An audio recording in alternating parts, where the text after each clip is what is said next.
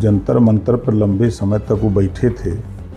यहाँ आदमी 2 दिन नहीं खाता है तो झूल जाता है। अन्ना हजारे सोए रहते हैं कुंभकर्ण की नींद, जब वो जगते हैं तो फिर कुछ न कुछ बोलते हैं। कोई भी, चाहे विधानसभा का सत्र हो चाहे लोकसभा का सत्र हो, सत्र शुरू होने से एक दिन पहले कार्यमंत्रणा की बैठक होती है।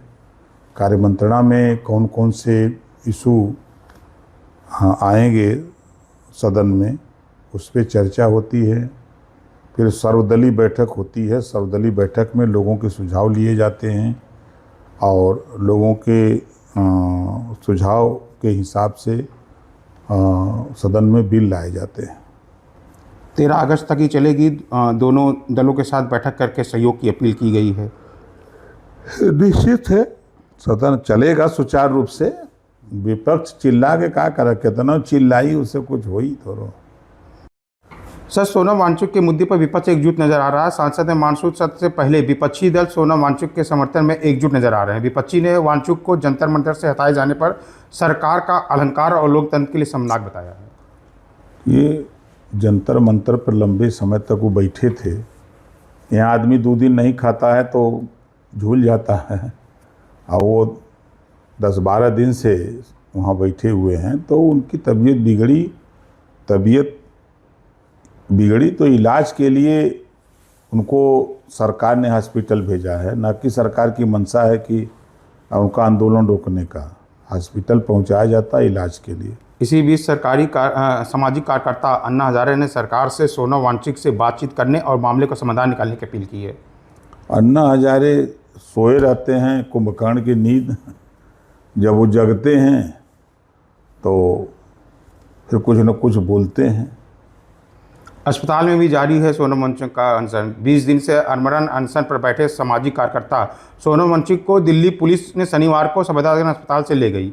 उन्होंने इलाज से इनकार कर दिया और अपना अनशन जारी रखा। अब इलाज नहीं कराएंगे तो डॉक्टर क्या करेगा? तो और वहीं पर जंतर मंतर पर अभिजीत के भी अनिश्चितकालीन भूख हड़ताल पर बैठ गए हैं। बैठने से क्या भूख हड़ताल करें, चाहे आमरण अनशन कर लें, उससे कुछ होने वाला थोड़ा है।